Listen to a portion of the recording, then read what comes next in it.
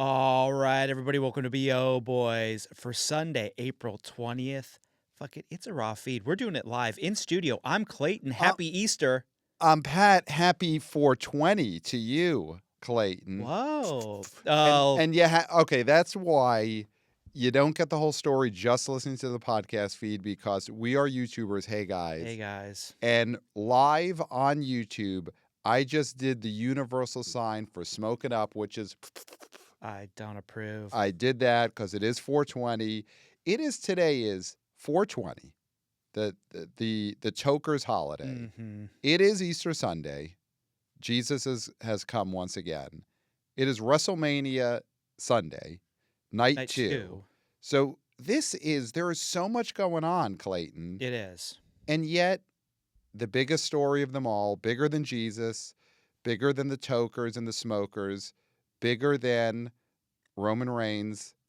The bigger story is, of course, Sinners at the top of the GD box office. I mean, speaking of which, right? I mean, Sinners, come on. Sinners, smoke one if Devil's you got one cabbage. for Sinners. One thing we do have to say up top, because we teased on the last episode that he would rise today on the BO Boys. Mm-hmm.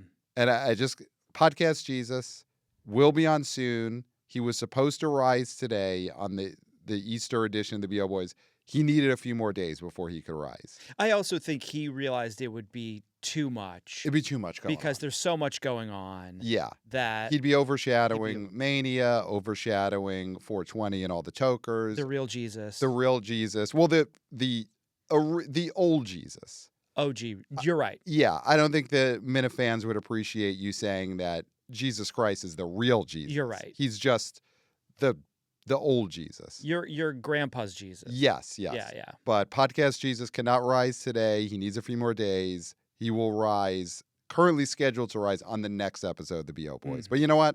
We have so much stuff this episode. We're overstuffed anyway. Clayton, could you give us a special 420 Easter edition of A Plow? So this is for the weekend of Friday, April 21st? 18th, of course, yes. Number 1, Sinners, $45.6 million in its first weekend of release. Number 2, a Minecraft movie made $41.3 million, down 47%. It lost 257 theaters. It's at $344.6 million in its third weekend of release. Number 3, The King of Kings made $17.2 million, down only 11%. It added 335 theaters. It's at $45.3 million in its second weekend of release. Number 4, The Amateur made $7.2 million, down 51%. It is no theater change. It is at $27.3 million in its second weekend. Number 5, Warfare made $4.8 million, down 42%. It has no theater change. It is at $17.1 million in its second weekend. And let's do number 6, Drop. Had a 55% drop with $3.3 million. It added 4 theaters. It's at $13.4 million in its second weekend. What do you think those additional 4 theaters for Drop are? Were those theaters that forgot they were supposed to show it the first weekend and then realized, oh shit, we didn't show it last weekend? Because I have a hard time thinking that there are theaters who wanted to get in on this after the first weekend of Drop. Not that Drop did terribly, but it doesn't seem like there would even be 4 theaters who would say, hey, send me that. I think they just forgot to show it the first time. Yeah. I think contractually they were like, oh, we got to cover our butts. Yes. Because it would make more sense to add 4 theaters to The Amateur or Warfare, 2 movies that did pretty reasonably well in the second weekend comparatively. Right. I mean, obviously, there is one big story, but there's also, I think, another biggish story. Okay, tell us what the King of Kings. Let's start with King of Kings, because again, it is Easter weekend, and we had 4 Jesuses battling at the theater this weekend, because you had 3 The Chosen, Last Supper, parts 1, 2, and 3 were all still out in theaters. Yeah, and The Chosen Last Supper Part 3 is at 9, Okay. 1.6, down 72%. Wow. It lost 1,653 theaters. It's at $11 million in its second weekend. But here's the thing with The Chosen. So all of The Chosen episodes that have been released in theaters, they have now gone over $100 million at the box office, right? So You're not just these not 3 just movies, one, but every Chosen. all of the Chosen releases that have Yeah. mostly been Fathom events Yeah. have accumulated $100 million, which that's a lot Yeah. for things that are made for TV that are Yes. getting a special release in theaters, which is just gravy. Because the Yes. thing is already being made for the platform that it's going to be mainly released in. Right. These are TV shows. That's the The- thing we keep forgetting with these Chosen theatrical releases is it doesn't need to make anything for the No. production because they are making their money as a TV show. This would be as if Wings back in the day got a theatrical release, and over the years you look back and wow, Wings has made $100 million at the box office. That's Yeah. all found money. Absolutely. So this has been, I think, I don't think any other shows have really reckoned with what The Chosen has done these last few No. years, making all this money at the box office. No, and I mean and you mentioned this a long time ago that this should be the new sort of horizon for these HBO shows. Well, I'm going to throw one out there. This past season of The White Lotus, Yeah. if every weekend that was a Fathom event, Mm-hmm. that for one weekend only, this episode, White Lotus, episode 1, episode 2 is going to be in theaters, that would have done gangbusters. Yes. It would have done, because that's a show that it's being released weekly. Everyone wants to talk about it. Like Jesus, it's got a devoted cult that is just very attached to the people of White Lotus. I think that would have done huge box office. Oh, absolutely. I mean, huge relatively to the fact that it is a television show. Yes. But it could have made a couple $1 million. Yeah. Right? Which is, that's not small for the company, Right. and for the fact that I think it makes it an event Yes. in a way that, like, obviously that's still an event, Yes. but imagine watching an episode and then being able to talk about it, like, to physical people in real time as opposed to just texting Yes. people about it. Yes. You know Yes. what I mean? It would be like a way for people to talk about things immediately. Yes. Yes. I mean, the Sam Rockwell speech in that episode of The White Lotus, people would that needed to be a communal theatrical event. Yeah. For that fan base. Mhm. They would have been hooting and hollering throughout that speech. And if you watch the show, you know what speech I'm talking about. People would have been on their feet. It would have been maybe not CJ screening level in terms of people throwing Yeah. stuff around, but I do think that White Lotus fan base, they would have made some commotion in a movie theater, which is what you want. And then what do you do? What do you do after you watch that speech? You watch that episode. If it's a theater like an AMC that has MacGuffins, maybe you go grab a beer at MacGuffins Right. and talk about it. Right. Maybe you right. go, and if there's an arcade, you're shooting baskets Right. in one of those basketball game things, talking about this speech.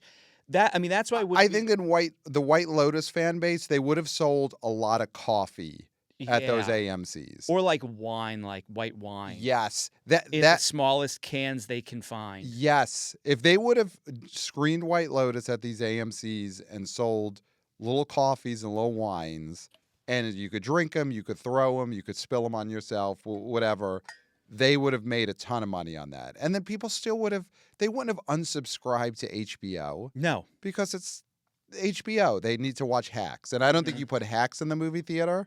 I don't think that's a movie theater show. But White Lotus could have been a movie theater show. Smoothies, special smoothies. Yes, yes. If they would have had special, show it on a Sunday afternoon. Mm-hmm. Yeah. I mean, White Lotus would have been a brunch at the theater special. Absolutely, yeah. Yeah. I mean, that I think is something that we, as people should learn from these movies. Learn from Jesus. Yeah. You But know, we're not talking about learning from the lessons espoused in these. no, We're talking we're not about talking Beatitudes. We're not No, talking about the we're Beatitudes. talking about the release format. Yes. Yeah, When we and the say learn rollout. from Jesus Christ, we're not Beatitudes, meek will inherit the earth, the poor.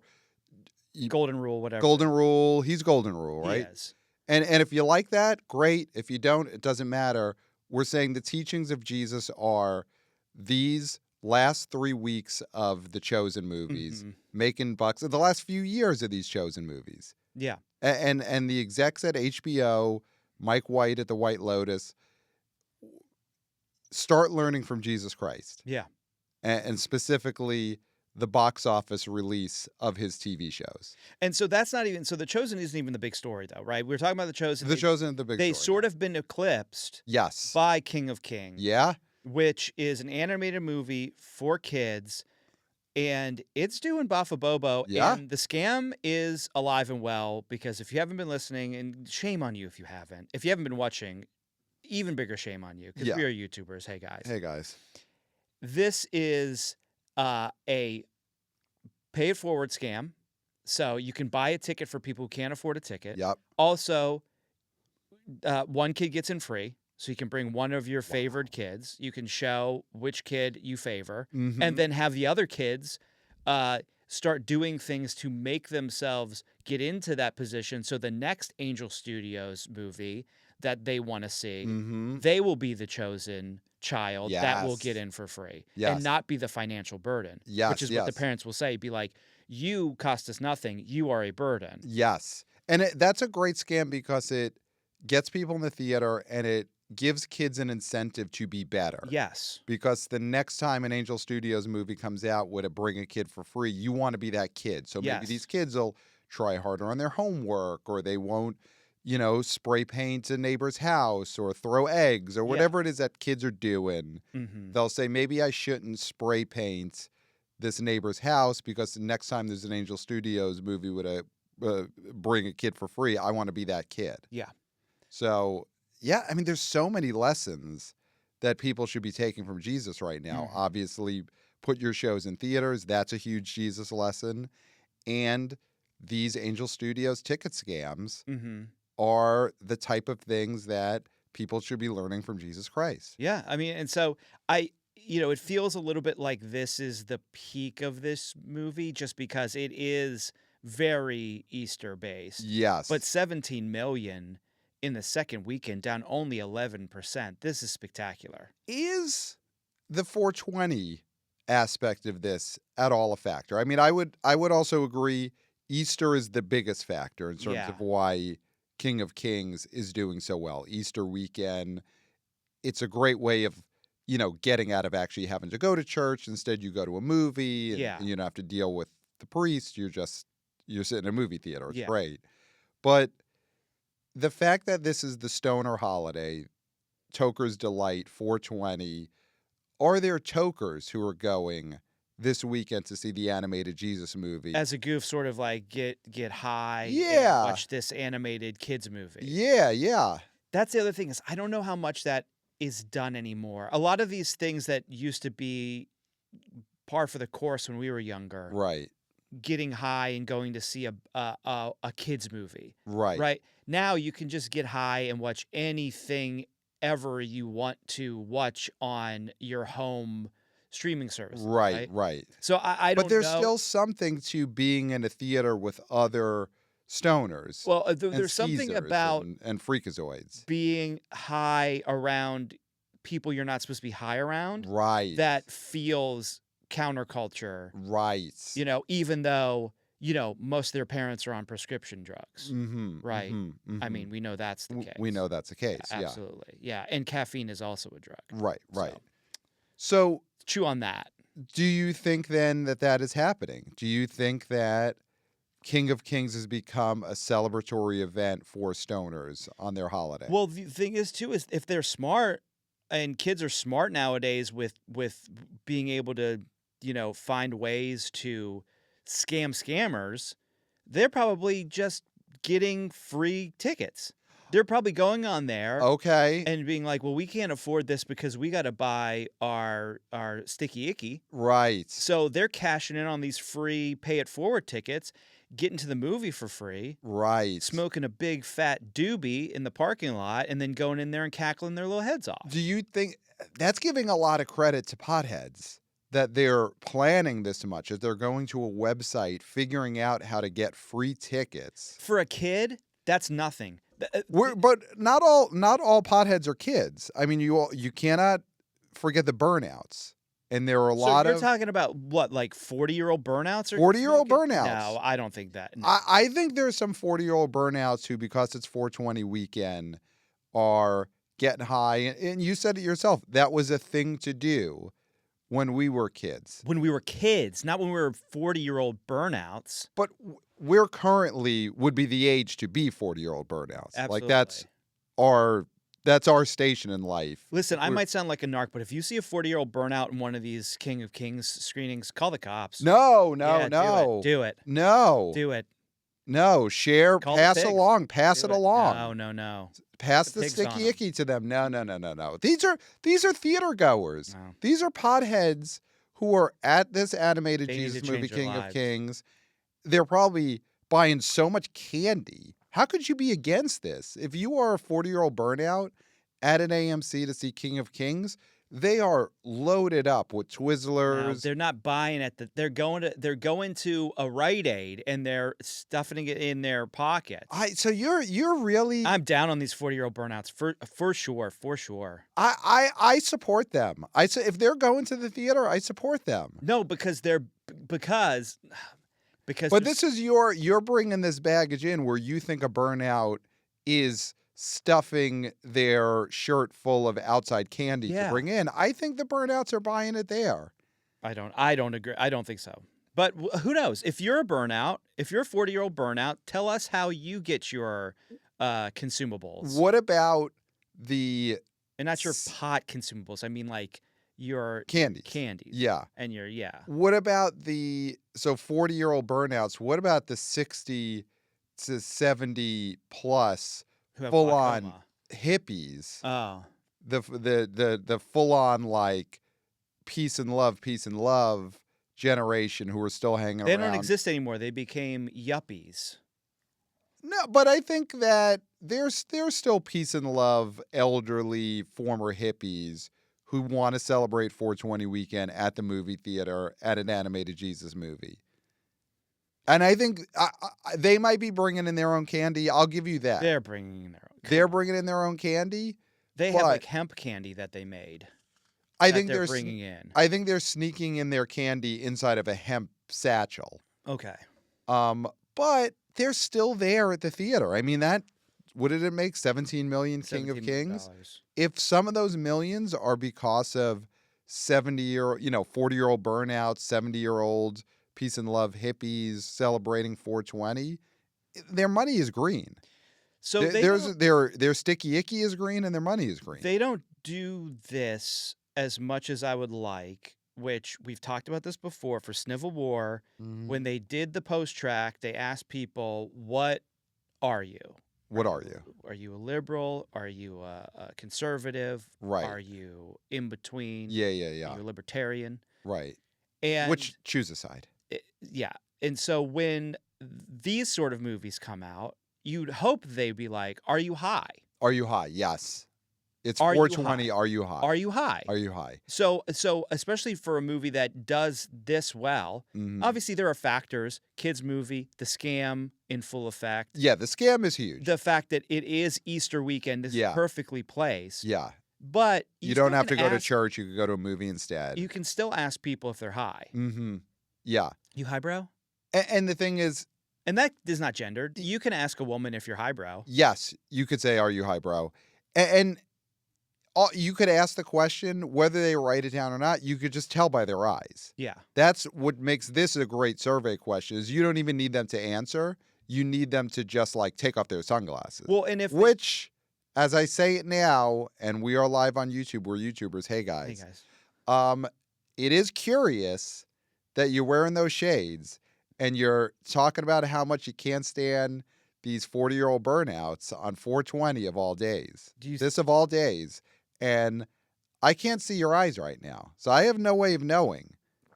Are you highbrow? Do you think I'm the kind of guy who does that stuff? You got the shades on. Do you think then you got the shades do you think on. Nancy Reagan didn't work on me, bro? I mean, you were the demo. We were for sure the demo. You know, the Different Strokes episodes. I was just thinking that. I saw he was sitting on her lap. Of course. So that you still think that every day when someone offers you, hey, Clayton from the BO Boys, it's 420 weekend. Would you like a spliff? You think back to that episode of Different Strokes. And I just say, nope. You just say nope. Yeah. Wow. Okay. So I say nope. So you updated that when Nope came out. Mm-hmm. You, in your mind, updated Nancy Reagan's catchphrase. Yeah. Just say nope. Just say nope. Okay, so you're giving the burnouts, the tokers, the smokers, the midnight jokers, no credit for the big box office this weekend. What about a Minecraft movie? Do you think that 420 weekend was a factor in the Minecraft movie continuing to play? I think there's a level of that, but okay. It wasn't enough to take over Sinners. Like, that's the thing. So the tokers didn't do their job, because you would think if there was a lot of tokers going to see that movie, it would have hit like 50. It would have, it would have went to 48, which is what I thought it was going to do 45. It would have gone higher than 41, 42. Okay. Which obviously, it's so funny phenomenal. that we're giving it any sort of guff for a weekend 3 where Minecraft movie has made 41 million its third weekend. Yeah, which, like, if that was the second weekend, people would be like, that's pretty good. Yeah. So back to King of Kings, this movie, incredible hold. Well, I got to ask this, do we have an animated franchise here? You know, you got to ask that question when a big animated movie overperforms at the box office. It's based on a Charles Dickens story, so are they going to start digging into Dickens? Well, do you dig into Dickens, or do you stick with Jesus as the character? You know, Lego Batman. Is he the new Lego Batman, Jesus Christ? I feel like it's crazy that there hasn't been a Lego Jesus. Right. I think that's really that's like on Hollywood for not making that happen, especially now. I think kids love Legos. Yes. Jesus is a huge IP. Yeah. Lego Jesus needs to happen. Yeah, Lego Jesus needs to happen. Yeah. And or it doesn't even have to be Lego. It can be some knockoff blocks. Like Constructs or something. Do you remember, was Constructs, did that make its way to the Berg? Did you grow up using Constructs? It was sort of a knockoff. No, they stopped the trucks before they got there. What do you think? Of course. Of course we got all the toys you had, we had. Really? But not at the same time. Like, you would get them a few years later than I did in New York City. I mean, who knows? Yeah, definitely not the same year. Yeah, I mean, like, whatever I got for Christmas. I just got Connects for Christmas last year, so brand new. Yeah, okay. So that's what I'm saying. They come 30 years late. Yeah. But also you just graduated college, right? Isn't that how it worked out? No, I never graduated college. So I assume anything I got for GED. Christmas, you got it 2-3 years later. Yeah. In Pittsburgh. So Constructs, could there be a Constructs Jesus movie instead of a Lego Jesus? Whatever kids building plastic things that are the closest to what God would want. Yeah. Right? And I don't know how you figure that out. Right. Because you want to make sure you don't lose. Because I'm not a religious person. Okay. But and you're not a smoker. No. You're not a toker. You're not a midnight mass goer. I go where the bugs tell me to go, Pat. Okay. You know this. Yeah. So anyway, the thing is that I don't know how they'd figure it out, but you want to make sure you don't lose the main people who would go see these Jesus movies. Right. So I don't know if Legos are looked at as false gods, the devil's play blocks, or whatever. I don't know what that is. So I think it depends what you use the Legos to build. If you could build a cross, but you also could build a statue to a false prophet. Exactly, right? Yeah, you could build a golden calf too. Yes, out of Legos. Yeah. So that's the thing. But I think the fact that you're able to build a golden calf out of Legos might make them no-go for some families. Okay. You know, so I think there has to be some sort of plastic building. I mean, if you're really doing this, And we are. your I mean, Angel Studios should be. your Angel Studios, you develop and promote a Mhm. Lego-like building blocks set Yep. for kids Yeah. that you then turn into the new Jesus movie built out of these blocks. Yeah. I mean, the thing is, Jagos, Jagos. Yeah. like Jesus Legos. Jesus Legos. Jagos. If you didn't get there, Yeah. Jagos. Yeah. Were jeggings Jesus leggings? Is that what jeggings Yes. were back in Yeah, the day? They were they're religious like pants? Yeah, they're like church pants. Oh, wow. Yeah. Okay. I never realized that when they were such a phenomenon that they were church pants. Yeah. Okay. Yeah, you could do Jagos, but King of Kings, this is a hit. I think this is just straight sequel. Okay. I think this is Moana 2 situation. Get it out there. Probably not Easter 2026, but Easter 2027, there should be Return of the King of Kings in theaters. And I don't know what the added value Or Kings of Kings. Well, but then are there multiple Jesuses? Is this a multiverse situation? Which I don't know if you want to go to in the first sequel. Yeah. That's a mistake. Yeah. I think that I haven't seen this film, Okay. but I assume it is this the Jesus story cradle to grave, or is this just the Stations of the Cross to the crucifixion to the, him coming back and waving? Yeah, I don't think it's Cradle to the Grave that I know of. It's not a Cradle to the Grave biopic. It could be. I don't know. I don't know enough about it. Yeah, but it's getting to the crucifixion. We saw a screen grab of an animated crucifixion. Okay, so we know great. it gets to that. It gets to that. So it gets to the good stuff. So, for a sequel, The Manger to the Grave would probably be right. yes, it's a Manger to the Grave Manger to Jesus the Grave. biopic. The sequel is he comes back, and this is where you take creative liberties. Well, he does come back, but in the You mean comes back like the comes back like the second coming. Yes, that is the sequel, right? So this is sort of like when George R.R. Martin hasn't written the last book Yes. for Game of Thrones. They sort of just said, well, What I if? guess this is what's going to happen. Yeah. That's what they're doing, where they're like, well, Jesus hasn't come back yet, but we need a sequel, so Right. let's write what happens when Jesus comes back. Right. And maybe you get George R.R. Martin to, hey, what do you think would happen? Or someone, I don't know who Well, would of course, be. because he will do anything other than write that stupid book. So I think that you find someone who would be whoever you could claim as the authority on what if for the Bible, and you get that person. Hey, what would it be like if Jesus came back? Because we need an animated If he sequel. came back, this is how he would come back. Yes. Yeah. Yes. There was somebody who could write a book like that who had a bestseller, but they've passed. They passed. Yeah. So they gotta get another animated Jesus movie in theaters within 2 Easters. You have to do it. Oh, you gotta you pound this out for next year. Yeah. For sure. And here's the thing: if Angel Studios, maybe they were planning a animated, streaming TV show about Jesus. Again, we're in Moana 2 territory where you cobble that together and you make it a movie. Yeah. You do not do this as a streaming show. This is a theatrical IP. Animated Jesus is now a theatrical IP. Yeah, I mean, the thing with Angel Studios is it was struggling to try and match the success of Sound of Freedom. Now, Yes. this hasn't matched the success. No, but that was a phenomenon. That's a phenomenon. But this is really good box office. Yeah. For a studio that sort of hadn't found the next thing. Yeah. But they're doing everything to try and make every project a success. Yeah. And I think that's important to look at. Because Yeah. there's some studios that are just crap, like Lionsgate, where they just crap stuff out. Right.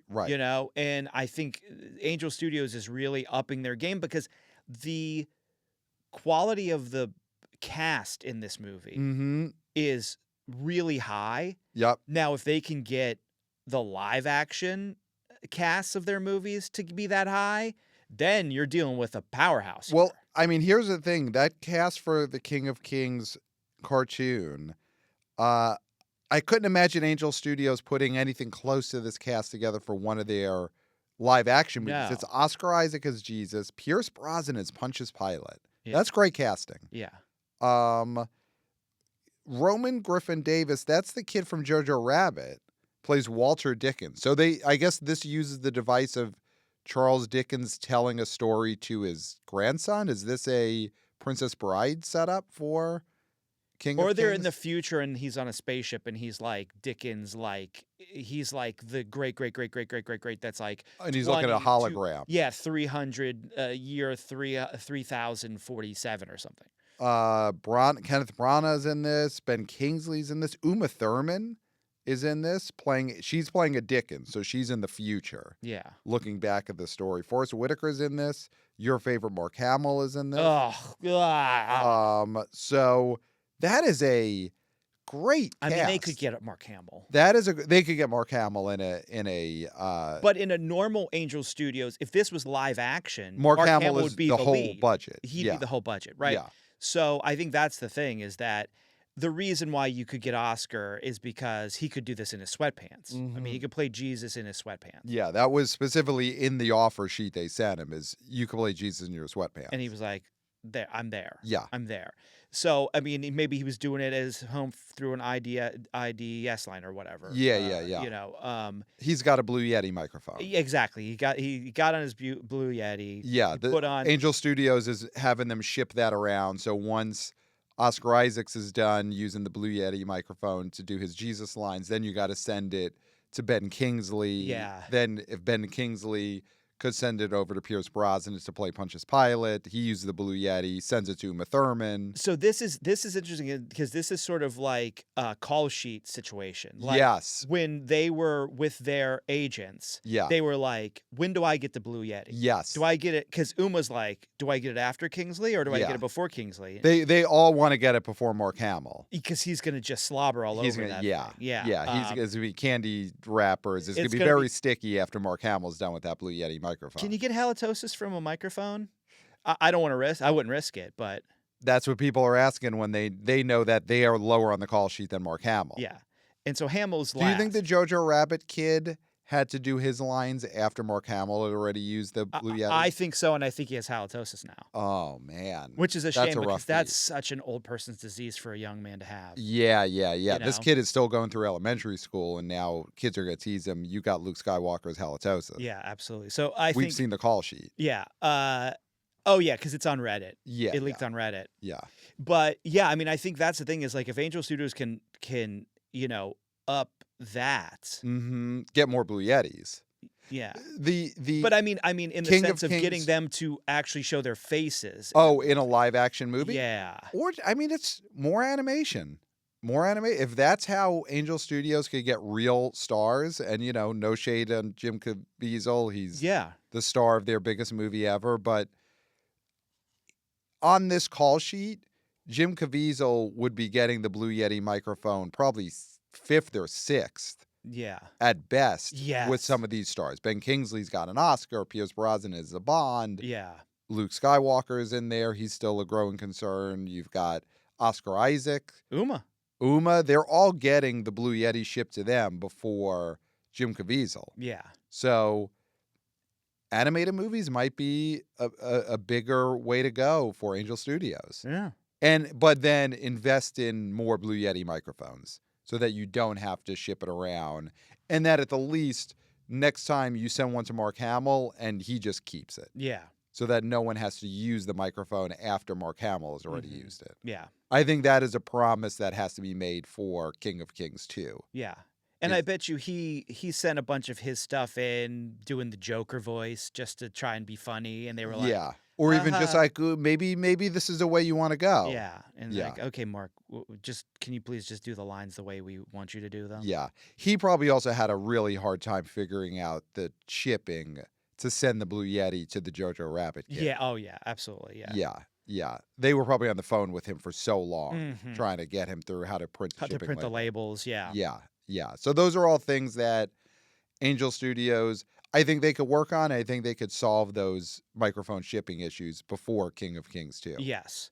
But get on that because Easter 2027, this needs to be in theaters. Yes. So, Sinners.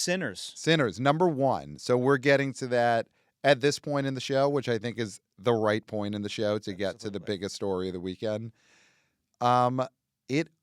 Would you say, okay, here's the thing.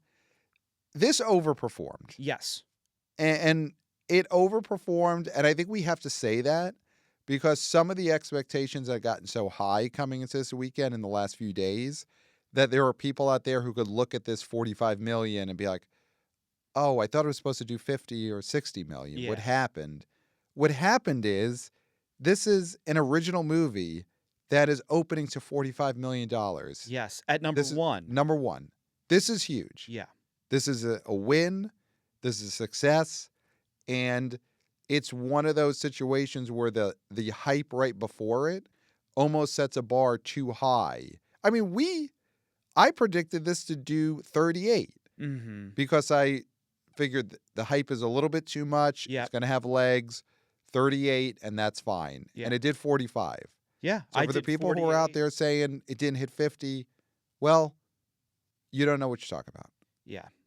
I mean, I did 48, and I think that is, that was really high for actual expectations for this film. Yeah. But when we were, we were at Bo Boys HQ. Yep. And by the water cooler. By the water cooler. I mean, if you're watching on YouTube, because we're YouTubers, hey guys, I have a bottle of water that I filled up at BOHQ's water cooler. Me too. I have the same thing. Same water from the same water cooler. Yeah. So that's why you have to watch the YouTube channel. Yeah. But so you drink and then I'll drink because we can't drink at the same time because that's bad radio. But so great. It's great YouTubing though. We were talking about what's comps for this because a lot of the comps that we saw were Jordan Peele movies. Yeah. And we're like, can we find other movies to comp Sinners to in the last 10 years or something? Just original movies, not based on books, even though we don't really look at that as IP, but still not based on a book. Yeah. Completely original, came from somebody's brain onto a document. Yeah. And that became a movie. And then that became a movie. Yeah. It's that simple. Yeah. Brain document movie. The right? The 3-step process. Yeah. Didn't have to get printed out and put in a shelf somewhere or anything like that in a drawer. So, and we had an almost impossible time other than Quiet Place. Yeah, that was a good comp. Now, Quiet Place, the first one, that was a pre-COVID movie. I guess the first two... No, the second sequel came out post-COVID, but the first one was 2018, 2019? And that's a good one in that fully original horror movie. Yeah. And I think that opened to 40 million, right? The first Quiet Place movie opened around this, but not as high. Mm-hmm. And, when you think of stuff like Once Upon a Time in Hollywood, right? That's a fully original, spec scripts to screen movie. Yeah. That opened at 35, I think that did in 2019. Didn't that open in the... No, maybe 42. That's what I'm going to say is 42 without looking it up. So Sinners is opening about as high as this type of movie can. I mean, going back to the Jordan Peele thing, Us opened to 72, but it was a fully original movie, but in its way, it was looked at as the next movie in the Get Out franchise, sort of. Jordan Peele franchise. Yeah, in the Jordan Peele franchise. It was the next movie from the guy who just did Get Out. Yeah. So that was coming in with so much hype. You're not getting the same... Where I think Ryan Coogler, if his next movie is not going back to the IP factory, he doesn't go back to MCU, he doesn't pull a Russo brothers and get dragged back there. If his next movie is another original movie, I think it gets a bump from Sinners, the way that 100%. Us got a bump from Get Out. So Once Upon a Time in Hollywood, 41. 41. Okay. But also with that that thought process, that is a Tarantino franchise movie. Like, I know, like, Yeah, it's, like, totally. He's been semantics around. here, He's but been a star director for years, and yeah, it was also Brad Pitt and Leo. Leo, yeah, and I mean, I know this is pre-Barbie, but um, gosh, what's her Little Women. no, well, Wait. the actress from Oh, Barbie, Margot Robbie. Margot Robbie. Yeah, I'm yeah, sorry, sure, yeah, sure. she was also in She that was, as well. yeah. But she wasn't at the heights where she is now because she was not Barbie at the moment. Right. She But is now Barbie. she is now Barbie. And Quiet Place, just look that up, in April of 2018, that opened to 50 million. Okay. So, yes, Sinners doing 45 is really at the high end of what you're going to do for a totally non-IP, just original concept movie. Yeah. Yeah. And again, with like Michael B. Jordan as a star, he's someone who's obviously super famous and people really like him, but he's not one of the legacy 90s stars, No. which seem to be the only ones that could still really draw in a huge way. Mm-hmm. So you couldn't have expected this to do better than it did. No, it just because it didn't shock people with $60 million does not Right. mean that this isn't a smashing success. The other thing about it is the exits on it, Okay. Yep. getting an A cinema score. Mm-hmm. Some people in different age groups giving it an A+.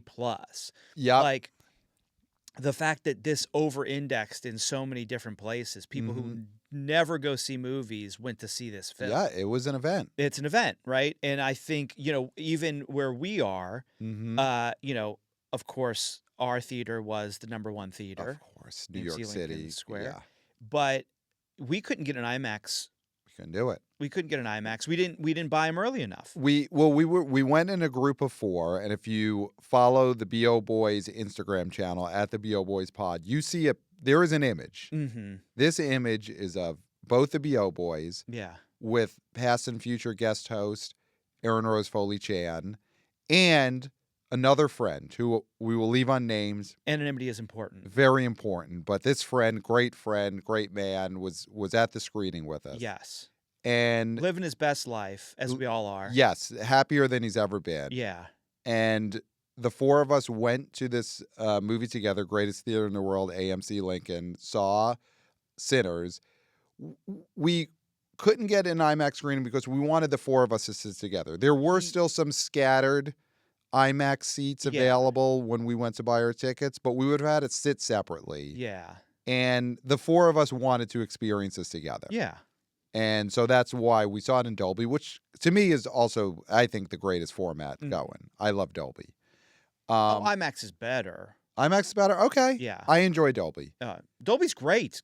Dolby is up there. And at this theater, it has the balcony. I love the balcony Yeah. setup. I'm a big balcony guy. So we did see this movie, and we're not critics, huh? None of us love this, but you know what? It doesn't matter. Doesn't matter. It doesn't matter. We were so glad that this exists. Mm-hmm. I probably liked it the most out of the 4 of us. Yes. It did help that we saw a late screening. I got a 15 or 20-minute nap in the first act, which I think helped my enjoyment of the movie. Because then once I woke up, I'm like, great, now it's really starting. Yeah. And I'm refreshed. The thing with this movie is people are loving it, and they're endorsing it. And that's all that matters. That's all that matters. Right. That's all that matters. Yeah, I mean, I think that this is a movie that's going to have a really great hold because you see the word of mouth. Mm-hmm. And, there's a lot of the internet is going crazy for this movie, but in the way that tweets aren't ticks, I do think it is reflective of, I think, what actual people are telling other actual people. Okay. In a way that doesn't happen all the time. Yes, You know what I mean? I do think people are really enjoying this. I think it's just we've been in such a desert of MCU and bad sequels and old dusty IPs. Yeah. That when something like this comes along, it is like your first drink of water Mm-hmm. when you're really parched. Yes, yes. Like And it parched, was not an oasis. yeah, This was real water. this was real water. And so I think you're going to love water a lot more than if you had a steady stream Right. If of you live under a water. waterfall, Yes. then This movie more probably, water does nothing for yeah, you. this movie probably wouldn't do much for you. Yeah. But this year, 2025, at the theater, we do not live under a waterfall. No. We live in a desert. We live in a desert. There's water now. There's water finally seeping through. Minecraft, boom, water started coming out of the ground. And now Sinners, water's coming out of the ground. And, summer movies, boom, water's going to be spouting all over the place. Yeah. But we had a couple of months where something like Companion would come out and people would say, look, there's water. Yeah. This is not water. And it wasn't water. Yeah. Or a Working Man would come out like, oh, there's some water. Mm-hmm. It's mostly an oasis. Yeah. But we finally have water. We have Sinners. People are loving this. So one thing I want to throw out, because we're not critics, Huh? but we are sort of Oscar prognosticators, Huh? And a lot of the hype for this movie, people loving this movie, you were in here an Oscar buzz. Do you think this time next year, Sinners will be a movie with Academy Award nominations? Beyond, a special effects or an original score. Like, can this be a movie that gets into the Best Picture conversation? And is there I'll throw out a name of an actor, Delroy Lindo, supporting actor, is that a possibility? I mean, I think that depends so much on how much people are still upset that he didn't get a nom for the Five Bloods. Yeah. Tell your man I'm good. One of the biggest snubs. Yeah. I think you've got Hanks for Captain Phillips. Mm-hmm. You've got Delroy for that movie. Yeah. You have Simon Rex for Red Rocket. Red Rocket. Those are the big three. Those are the big three snubs. Yep. And so I Tell your man I'm good. I just don't. It depends on the box office, because if Sinners really just continue, if it has great legs second weekend, and It's this just movie, so early. It's so early. It's a very early release, and I think that is always a problem. There is a chance it gets forgotten. Well, could it be, because you look at the last few years, and again, it's 10 movies get nominated. Dune came out last spring, huge box office hit. Yeah. It ended up in the top 10, got its nomination, never had a chance to do anything. But it sort of represented the first half of the year. Yeah. Are all of our 10 Best Picture nominees going to come from just the last few months? I mean, most of them will. Yeah. But you figure something's going to represent the first half of the year. And at this point, Sinners is the only possibility. I love these CJ screenings of a Minecraft movie, but Minecraft movie will not be nominated for Best Picture. How long is CJ in the movie? Because could this be like an Ed Harris getting a nomination for being in, what was that? That violence movie? Oh, you're thinking of William Hurt, not Ed Harris. I'm sorry, William Hurt. Yeah. And what movie was that? It was not a violent year. It was but in the comments, that it was a movie Viggo Mortensen was in. Yeah. So very small screen time gets a Oscar nom. Yeah. Could CJ get one, even for as small of a part? Now, again, we haven't seen this movie. We don't have know. to get to a CJ screening. Yeah, we don't know, but it feels to be the most impactful supporting performance so far this year. Yeah. I think, and then at the Oscars, you can have, listen, I mean, you give everybody popcorn. Oh, and when that clip comes on and CJ's in the audience, you're just, Bradley Cooper, Brad Pitt, Julia Roberts, Zendaya, SZA. Yes. Keke Palmer. Yes. Pelting CJ with popcorn. Yes. Yeah. That'll make kids watch the Oscars. If the Oscars were happening next week, that's how you open the Oscars, is with a spoof of the CJ screenings. Or just broadcast the Oscars within Minecraft. Oh, wow.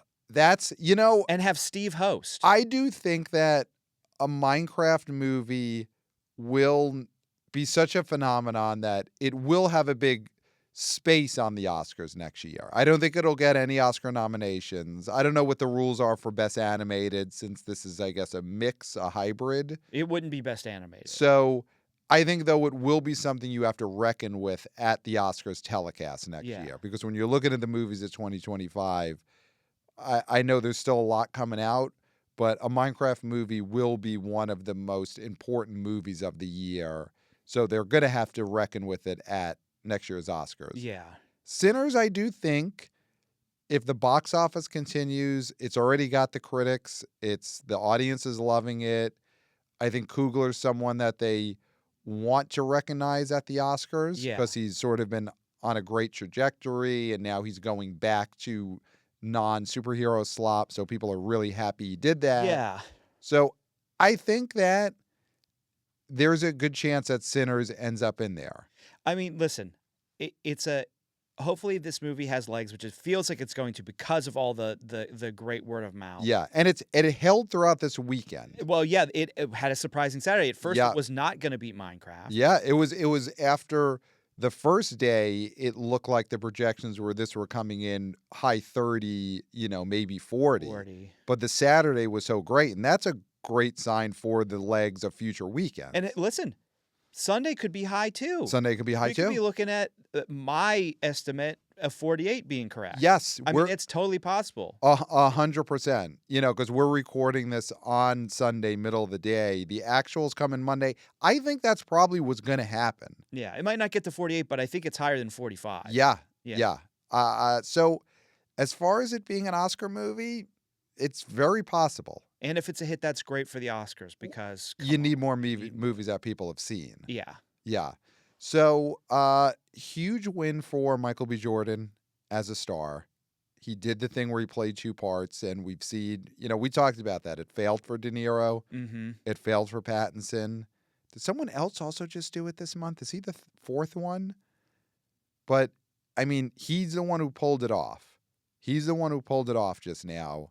So, well, the other thing that's positive here too is like vampires. Yeah, they're back.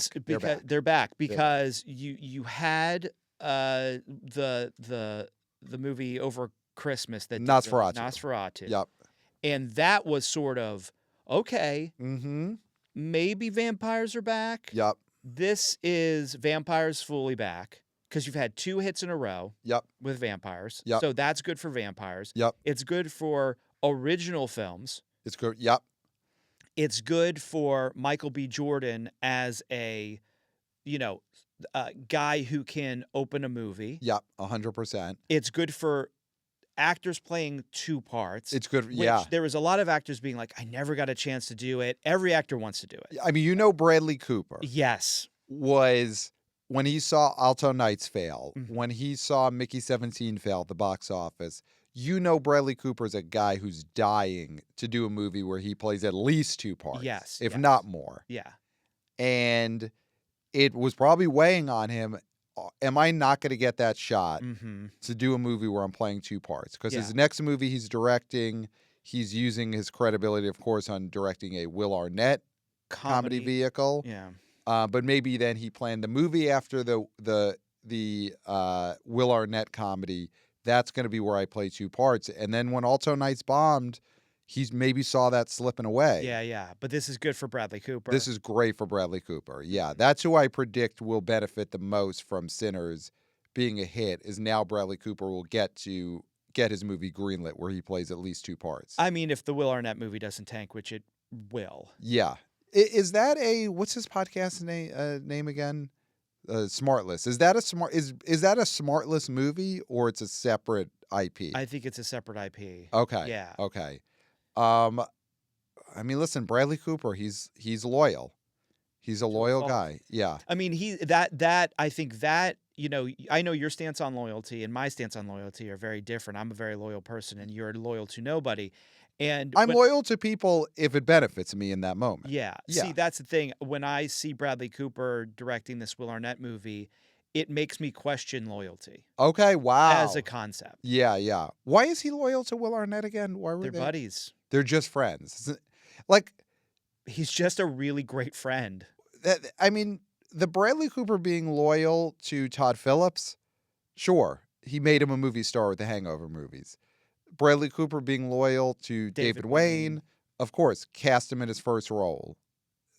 The Bradley Cooper being loyal to Will Arnett because they just were at parties together, they're just buds. They're just buds. But now, because of Sinners, Bradley Cooper has the opportunity to get a movie greenlit where he plays two parts, which was a concept that was very much in danger before Sinners opened big. Yeah. So it's great for that whole concept. Eddie Murphy probably wasn't worried, because if Eddie Murphy wants to do a movie where he plays two parts, Sinners could have bombed and it wouldn't have affected that. And the thing is, Amazon or someone would give him money to do that. Yeah, Like, I mean, he's not playing in that same ballpark. Yeah, like yeah. Coogler was, I want this theatrical. Yep. And 25 years from now, I want to own this. He owns it. He owns it. In 25 years, he owns this film. And I love that. That's great. It is a deal that some directors have gotten. I guess Tarantino got it Once Upon a Time in Hollywood, that at some point he owns the IP again. Nice. And Coogler has said that this is a movie that he's not going to ask for that with every movie. This was a special case. He wanted this movie, this story, to be something that he and his family own someday. Yeah. But, well, it's funny because it really I mean, not to spoil anything about this, but it sort of parallels what the characters are trying to do. Yes, for themselves 100%. Is setting something up that can be for them, and at some point, if they want to have offspring, for their offspring, Yes. right? Like, I think there's a generational wealth conversation in this movie that then is, paralleled here with this movie. Yeah. Right? Which would be so great in 25 years once he owns this, if this movie comes out in like every single format that you could possibly release a movie in. Oh, yeah. Right? Like whatever the equivalent of the special edition DVD for our generation, whatever brain injection, I hope this comes out in like every single sort of brain injection you can get. I hope he's really got that clearly worded in the contract where in 25 years he gets all rights to all brain injection distribution of Sinners. Yeah. The fact that he had this, the fact that he was able to swing this deal makes me think that he does have the wherewithal and the smarts to be like, brain injections are the next thing. Yes. That's in 25 years. That's how we'll be watching director commentary editions, is through brain injections. So I'm sure that's in the contracts. And after this opening, and assuming that this continues to do well, I think Coogler should be able to just get that as a deal on whatever his next movie is. Obviously, if he's directing an IP, that's not the case. Yeah. But if his next one, and I hope it is another original, then that should be what the deal is. And again, you hear about, well, the budget on this was 90, so it has to make 200 to break even point. Budgets are budgets. This kind of movie opening to $45 million, this is a success. And it's for the theaters who do not care about budgets at all because they don't finance movies. Yeah. This is a huge success for them. Yeah. Because they were in a bad way until Minecraft movie came out. And now the theater's Minecraft movie comes out. 2 weeks later, this opens to 45. A couple of weeks from now, we got the Thunderbolts Asterisk. So things are looking up again for the theaters. And I think and King of Kings. And I'm not trying to be overly optimistic because of the successes of Sinners and Minecraft and King of Kings. But there is Thunderbolts has some positive buzz comparative to the Captain America movie, which I think everybody hated and everybody was just trying to like muscle through. Yes. Now, I don't think Thunderbolts is going to be anything that is a breakout hit. No. But I think it's and it will probably be bad, but we're not critics, huh?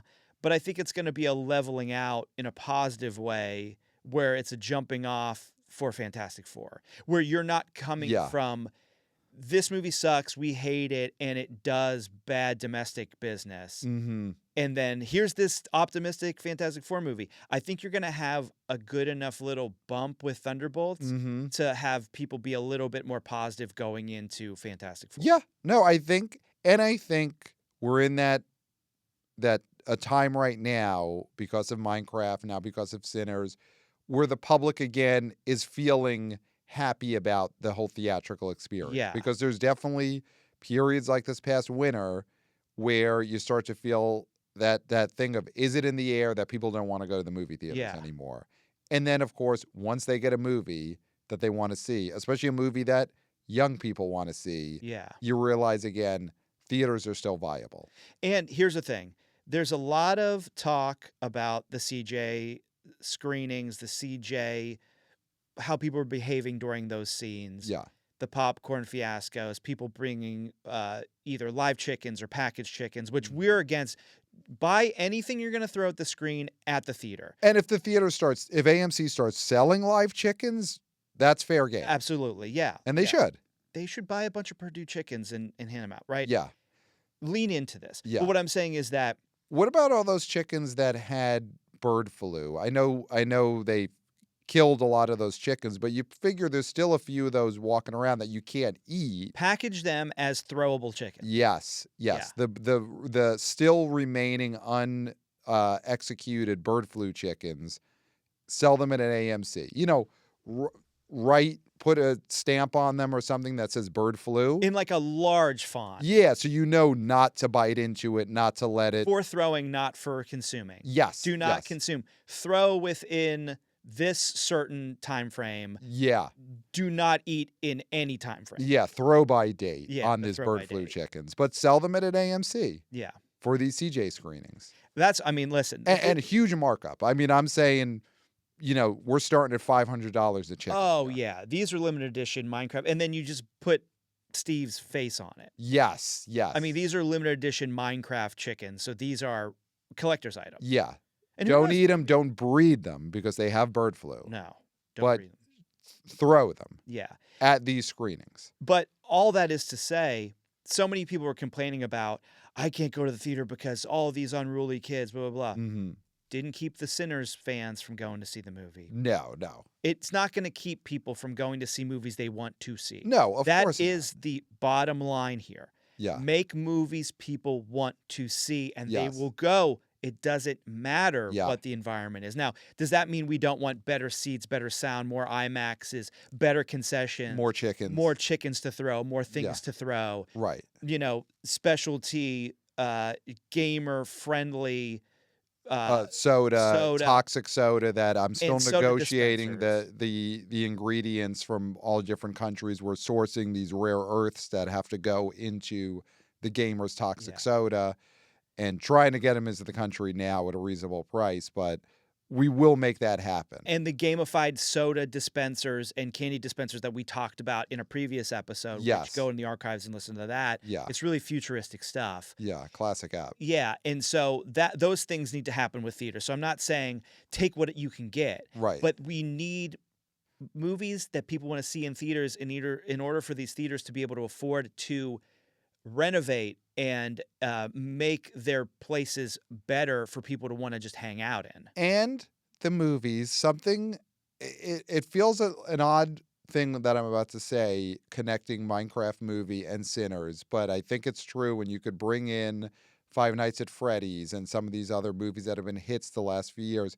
They just need to be cool. Yes. We need movies that feel cool. Yeah. And I think that is a problem that we've seen post-pandemic after we had 10 years of MCU dominating what is theatrical. And those movies were hits and made billions of dollars for everyone.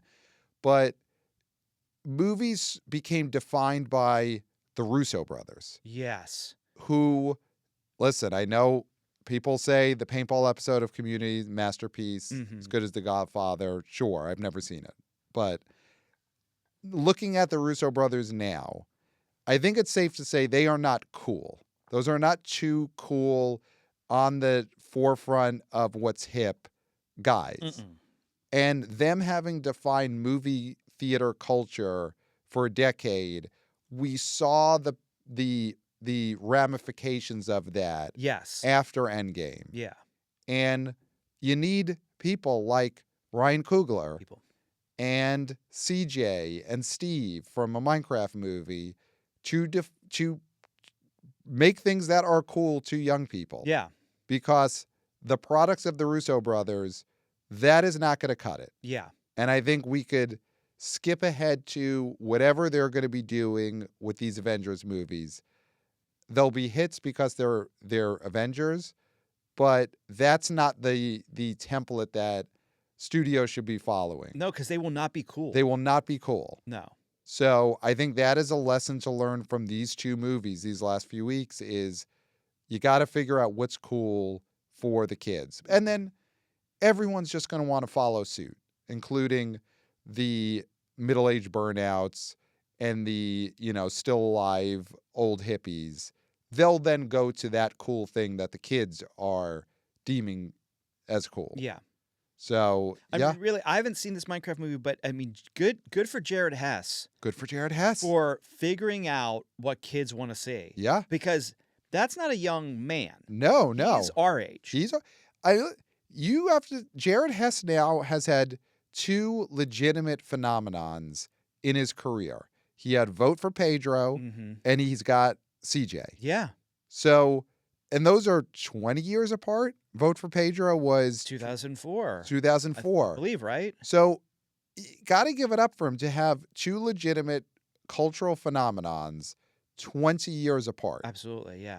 And I'd love to see, I don't know if Vote for Pedro, was he still someone who's camera ready? The actor who was Vote for Pedro? He's probably on a CSI. Or yeah, he might be making $1 million a week on a Blue Blood spinoff. Yeah. But I'd love to see getting them together, Jared Hess getting Napoleon Dynamite and CJ together in just in some kind of MTV Movie Awards. Oh, skit. okay. Because what I was not in a film. Good, because I was going to say that is you falling into no, not in a film. Studio dumb old. Yep. Studio thought where it's like, was there a Napoleon Dynamite sequel? No. I'm saying an Entertainment Weekly spread. Okay. Yeah. That that's makes what I'm more saying. sense. Yeah, absolutely. yeah. We'd love to see that, but the future is the future, and Pedro isn't the future. Pedro's not the future. Yeah. No. So yeah, we're feeling good right now. We're feeling good. I want to read.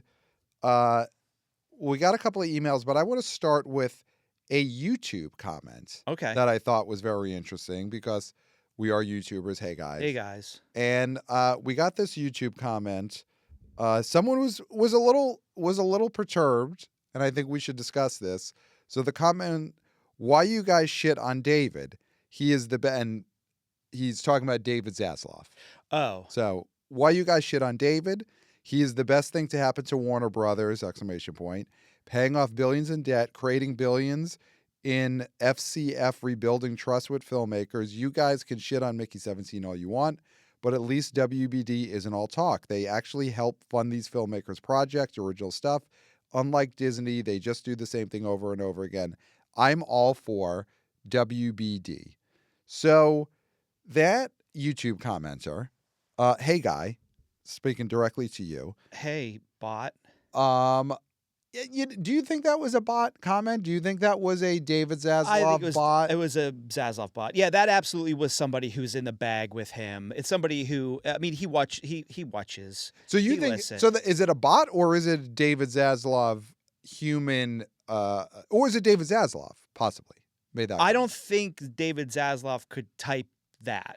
Okay. Right. I think that is somebody who is a David Zaslav hired robot in the fact that they have drank the Kool-Aid. They're on the team. They are no longer human. Okay. Are they made of metal? They only serve Zaslav. Okay. They're a henchman. Okay. Right? But a human or like it's a how do you define a human? Coffee maker. Yeah. I mean somebody who is not has lost their humanity in working for the corporate demon that is David Zaslav. Could David Zaslav press a button on this thing's chest and No, coffee it's will not come a out? ro. It's not a robot. No, it's not a. It's not a literal. It's a robot the way that, like, if we were talking. See, I'm speaking Gen X. And Okay. you're a millennial. So you're when talking I'm about, like, saying you're office a robot, I'm drones. saying you're a drone. You're a robot. Now There's actual AI bots. Well, we have to make that clear That's whether true. we're talking Gen X slang. This office guy's drones. a sellout. A sellout. Okay, so we think this YouTube commenter is a sellout. Yeah. Oh, definitely a sellout. Was not keeping it real. No. Okay.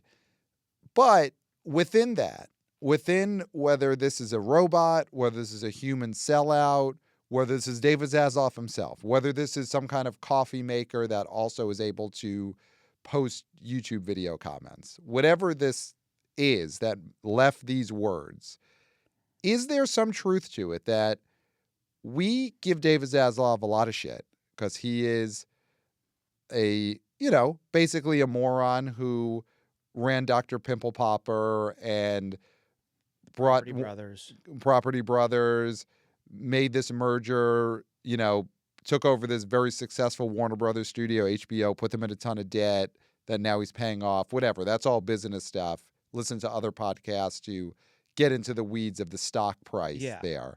But, and Alto Nights was a bomb, and, he financed that movie because his friends on his yacht wanted to make the movie, whatever. All that said, Warner Brothers, by far, is putting out the most big movies in movie theaters. Mickey 17, Alto Nights, a Minecraft movie, and Sinners. Mm-hmm. All huge budgeted theatrical releases. 2 of those movies, big hits. Are we giving David Zaslav too much shit for someone who actually is running a studio that puts big movies in movie theaters? And Ryan Coogler got to do, not that you're doing him a favor, he directed 2 huge Black Panther movies, but he got to make his movie, and Bong Joon-ho got to make Mickey 17 for a big budget, and Barry Levinson got to make his movie. Yeah. So are we giving David Zaslav too much shit or the right amount of shit? No, I think you should be able to give people like that in power shit. Yep. When they act like boneheads. Okay. To be devil's advocate here, so we gave him a lot of shit for pushing out Clint. Yeah. And if we're talking box office, right, Clint hasn't, the last thing Clinton made that was a big hit was The Mule, which was in 2019, right? And Sully would have been like 2 years before that. Yeah. And then there was a pandemic. Yeah, there was a pandemic. But I could see business-wise, if we're talking box office. And we are. Cry Macho, I know it was day and date, whatever. But he's probably not at his commercial peak. So if you want to make space on that lot for Coogler, that does make sense to me. Okay. Does it make me sad? Of course. But if you're thinking of a business sense, who's going to be the guy who makes a bigger movie in the next 20 years? Ryan Coogler or Clint Eastwood? Right? Listen, I'm being devil's advocate. You're being devil's advocate here. You're not necessarily being Clayton. No. Okay. And then when we talk about Looney Tunes and how they were the representative of Warner Brothers for so long. Yeah. They kicked Hitler. Bugs Bunny kicked Hitler in the butt. Yep. Which is Warner a huge Brothers. thing. Yeah. But won the war, some say. When is the last time they made substantial money for anybody in any place? Okay. So him Theme shunting parks. them off to Ketchup Entertainment, maybe that's a smart business move. Why have this lodestone around your neck when people are going to be like, why aren't you doing anything with Bugs? Why aren't you doing anything with Bugs? Not my problem anymore, says Zaslav. Okay. Right? And this still you as devil's advocate. I'm playing devil's advocate, Not as right? Clayton. Okay. So maybe that is a smart business move because it's like instead of fielding constant questions from people about why aren't you using Bugs, he can say, talk to Ketchup Entertainment about Bugs. Right? I'm working with Ryan Coogler. I have Barbie. Right? Those are things that maybe that is a smart businessman. I think we are correct in calling him a buffoon, calling him a moron, a Nimrod. If I don't know if that's a term we use, but I think it's applicable, calling Yeah. David Zaslav a Nimrod. But where I give him credit is he's throwing a lot of shit at the wall. And some of it doesn't stick. And obviously some of it is moronic. I think getting scammed out of the rights to the Looney Tunes by Ketchup Entertainment. Yeah. Getting rid of Clint, I think it's way too early. Again, The Mule was 2019, and then we had a pandemic, and then Cry Macho shouldn't be the end of Clint getting theatrical releases. Yeah. I mean, Juror did get technically a theatrical, but minor theatrical. yeah, but that definitely could have made $40 million, I think, if it was properly released. So he's doing a lot wrong, and we call him on it, and his background is Dr. Pimple Popper. He doesn't know what he's doing in terms of movies. Yeah. But he is throwing more shit at the wall than some of these other studios. Yeah. And Warner Brothers is letting stuff play in movie theaters. You know, Universal puts out a lot of movies, but then they do the 17-day windows, too short. You know, Warner Brothers having longer windows. Disney does not fund original movies. It's all just sequels and IP and remakes. Live action cartoons. So this bot commenter, who may be a person, maybe a robot, either way is a sellout. Yeah. Is onto something in the sense that Warner Brothers, especially right now, does just put out more stuff than the average studio. Yes. None of these studios are putting out as many movies and big movies as they should. Yeah. But Warner Brothers does get more into the theaters than other studios and does get more risky. I mean, listen, Joker Folie à Doo was a disaster. Yeah. But they gave Todd Phillips the blank check there. But yeah. But it was a disaster. Yeah, but that's hard. That's a hard one. That's a hard one. Like, of course, you had a Gremlins 2 situation where he was like, I don't think there should be a sequel. They're like, well, we're going to make, you have to make this. Yeah, and so he said, F you, and made a bad movie. So, I mean, that is sort of a lose-lose situation. Right. But yeah, I mean, they are putting stuff in the theaters that isn't your boilerplate Disney crap. Right. So we'll give that sellout bot that. And great job playing devil's advocate there. Thank you. And walking us through what the devil would say. So let's see if there's any other emails that are worth reading. We got one from, I like this one from Wannabe Oh Boy Nathan. So this is Nathan from the Fast Food Film Friends podcast. Okay. So we'll shout it out. Shout out that podcast. What is it called? Fast Food Film Friends podcast. Fast Food Film Friends. Fast Food Film Friends podcast. Yeah. Fast Food Film Friends is the name of the show, and then I added podcast afterwards because it is a podcast. Okay. And I don't know if Nathan is a YouTuber. Hey guys. So look for it just on the podcast channel. So anyway, Nathan says in the title of the email is Opposing Tides Lift All Boats. Love the show, blah, blah, blah. When coffee shop baristas want to solicit more coins in the tip jar, what's the most effective strategy? Do they ask nicely? Do they write a sob story and tape it on the jar? Do they shake the jar in the customer's face? No. They put out 2 jars, one that says Go Yankees, one that says Go Red Sox, or one that says Team Coke, one says Team Pepsi, and customers will happily toss in a quarter or two in order to feel like they're taking part in a fight that matters. This is why Sinners will yield higher box office returns this weekend than they would have on separate weekends. Tribalism is at the core of nearly everything the movie industry must lean into this more often. Polarized times call for maximized box office. What diametrically opposed viewpoints should be exploited next? Nathan from the Fast Food Film Friends podcast. So, was he talking about Sinners versus King of Kings? Sinners versus King of Kings. Okay, he says Sinners and Jesus will yield. And of course, Jesus is in the 3 Chosen movies that are also out this weekend. But let's just Sinners, King of Kings. I love this idea that he poses, which is it's the equivalent of putting out the tip jars where people have to make a choice for what they favor. Yeah. To support whatever it is they believe in with money. Yes. I think some of that happened this weekend. I mean, we talked about this a little before, that there were religious people who wanted to make sure Jesus looked good with King of Kings versus Sinners. Mm-hmm. And then there were non-religious people who wanted to get Sinners over Jesus in the box office. Yeah. So I do think that that tip jar philosophy did come into play this weekend. Yeah, I mean, you throw in Steve as well, which I think is like a lot of young Mm. people's new savior. Yeah. So you have that. I mean, Mhm. yeah, I mean, I do agree that anything for box office, Mm-hmm. and if a way of thinking is existing in the moment, it's not like movies are going to change that. Right. So if you Right. can exploit it Yes. for box office gain, there's nothing wrong with that. Yes. And I think that is a way. I don't think it could work all the time. Yeah, you don't But want that every weekend because yeah, then we do get into real life Civil War territory where yes, these theatrical movies that pit people against each other just get people too worked up, yeah, and yeah, then you've got riots in the streets yeah. after some of these movies. And you don't want that. But I think if you are able to, yeah, use that for box office gain, I think that is Yeah, a positive thing. yeah, yeah.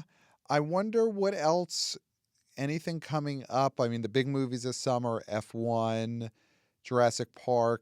The Jurassic Park sequel, maybe there is some kind of uh uh something anti-dinosaur.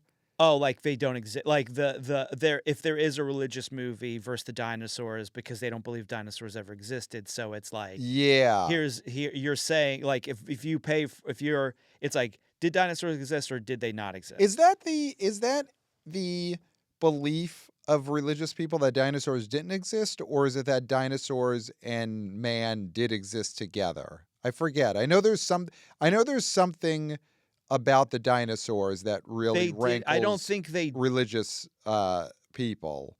people. So what would the Angel Studios tip jar movie be that should open against the new Jurassic Park movie? Um, I guess it's that dinosaurs. No, dinosaurs existed. If you're super religious, and write it in the comments. Let us know if you're religious. What is your dinosaur belief? We forget exactly I think it what is it that is. they coexisted. They coexist with man. Okay, so then if you're Angel Studios, you want to get something into production to put out the weekend of Jurassic Park where it is dinosaurs and man coexisted together. Now, I've been looking at the release schedule, and there are, I believe, in this summer, and I don't know. Listen, I'm believing the numbers, which, I mean, that's me having belief in something that maybe I shouldn't. There are on the schedule Angel Studios untitled projects. Okay. I'm trying to think of the weeks that they're coming out. It's later in the summer, I believe, but I'm wondering if any of them are up against. So you think they're maybe Yep. holding spots for some of these? Okay, Okay. so here we go. July 2025. Now, this is according to the numbers. Okay. Jurassic World Rebirth, July 2nd. Mm-hmm. On July 4th, Untitled Angel Studios film, wide release. Okay. That's on the numbers. So is that the movie you're talking about? Yeah. Is that the tip jar movie where it's the Jurassic World Rebirth versus whatever religious Right. dinosaur movie? Right. Yeah. Although I guess here's the thing about doing that with Jurassic World is that Jurassic World does now show us a world in which dinosaurs and people are coexisting. Yeah. I mean, it's obviously now. So that's a muddled one because it's not like Jurassic World is a movie about just dinosaurs existing in their time by themselves. Yeah. Which I guess, again, very religious people hate that idea. Okay. Do that. Yeah. Okay. Okay. Yeah, we have to look ahead and see what are the tip jar movies. I mean, Lilo and Stitch and Mission Impossible, those don't seem diametrically opposed. They're both opening on Memorial Day weekend. And those are different audiences, but they don't feel like there's a lot of hatred between the fans of either movie against one another. Yeah. So yeah, we've got to look into that, but there's definitely something to that. Okay, so I'm seeing the Catholic belief is that dinosaurs existed before Adam and Eve. Okay. Which isn't that the scientific? I mean, the scientific belief has nothing to do with Adam and Eve, but I would think the accepted science is that dinosaurs existed before people. Wait, hold on. So you're right now, some live theology is happening on your phone. Yeah. You are learning about ancient religious beliefs and dinosaurs in the moment on air on YouTube. Hey guys, we are theologians. Hey guys. No, maybe that's wrong. I mean, it's too much to read. It's too much Don't right believe now. anything I said. Yeah. I don't know what the take is, and I went to Catholic school for 9 years. I don't believe they ever Recently mentioned or a while dinosaurs. ago? A while ago. Okay. Yeah. So, yeah, but listen, the tip jar theory is great. So thank you, Nathan, for that email. Everyone listen to the Fast Food Film Friends podcast. Yeah. So yeah, I mean, that is, we have more emails, but we'll get into those on the next episode. And next episode, Podcast Jesus is scheduled to rise and be on the BO Boys. Unless he needs more time. He needed a few more days after Easter. But hopefully that's all Podcast Jesus needs. Yeah. To be back on the BO Boys. So next episode. So of course, email us, theboboyspodcast@gmail.com. We love getting your emails, boots on the ground reporting, your theories, such as the tip jar theory. We love getting your theories. So email us. Of course, follow us on social media at the BO Boys Pod, on TikTok, on Instagram. Again, go to the Instagram and you will see that photo of the BO Boys and Aaron Rose Foley Chan and an unnamed fourth person. Anonymity is so Who was a important. friend of ours, though. A friend of ours. Not a stranger, friend. Good friend. Great friend. We loved all being together and, been friends for a long time, and that will continue. So see that photo on the Instagram. Of course, 5 stars on Apple Podcasts. Subscribe to the Substack. Subscribe to the YouTube channel, which is, my God, that is the place to be right now. I mean, you saw, we read a YouTube comment on this show. Mm-hmm. So you got to subscribe to the YouTube channel because we are YouTubers. Hey, guys. Hey, guys. And, man, I think that's it. That is all I got, Clayton. Pat, I finished. Wow. And I think you said it all. Nothing left to be said. Oh, I can leave the studio now? Except for, until next time, we'll smell you at the box office. Nailed it. Hey, guys.